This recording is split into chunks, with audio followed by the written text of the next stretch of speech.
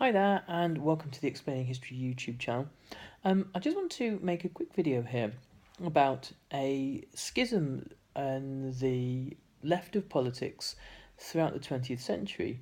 That, if you understand this, it helps to explain an awful lot to do with Stalinism and Stalin's outlook on the rest of the world.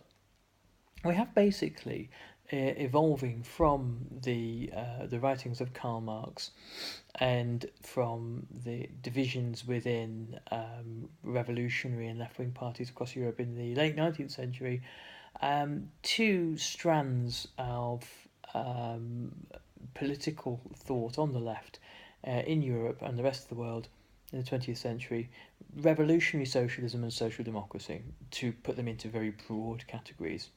The Bolsheviks would have identified with themselves as being revolutionaries, and parties such as the Social Democrats, hence the name, in Germany, would have been within the realm of social democracy.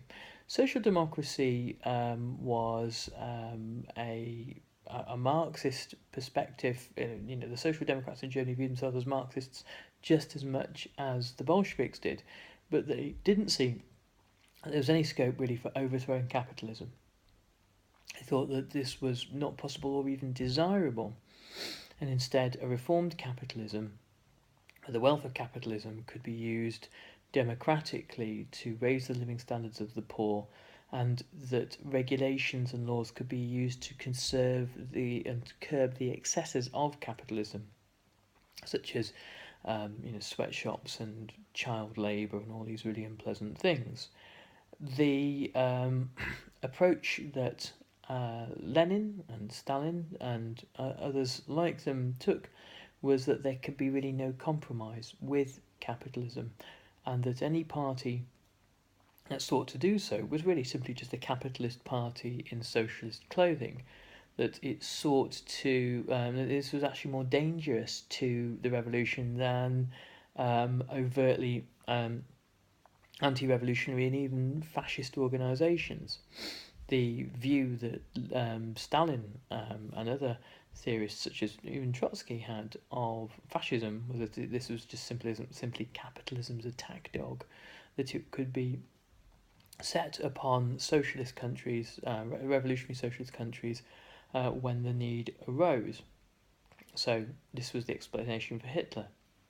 So this makes a kind of a sense when you notice that in the early 1930s, prior to the advent of Hitler, Stalin says via Comintern to the Communist Party in Germany, the KPD, that it should not ally itself with the Social Democrats for any reason in trying to keep Hitler out.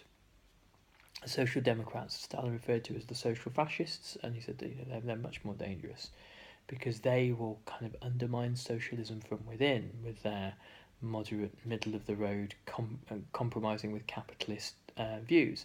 And he pointed out the fact that a great many of the Social Democrats weren't very proletarian, particularly. They were actually quite bourgeois, quite middle class, and that they weren't willing to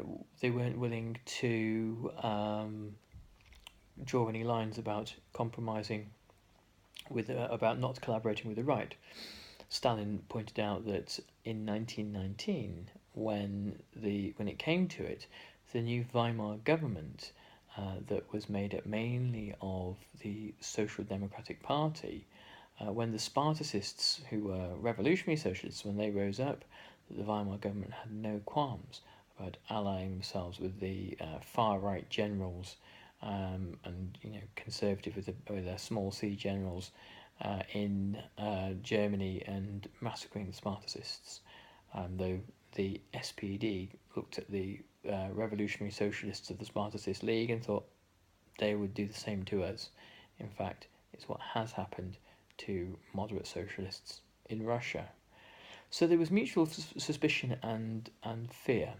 And this division between social democracy and revolutionary socialism allowed Hitler to exploit it, and it's a contributory reason for Hitler getting into power.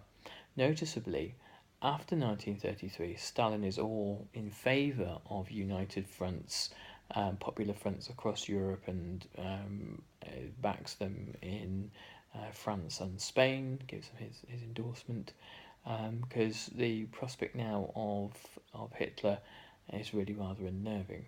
Anyway, I hope you found that useful. Remember to subscribe to the channel, and I'll be putting out more of this kind of stuff on a daily basis. Thanks, bye bye.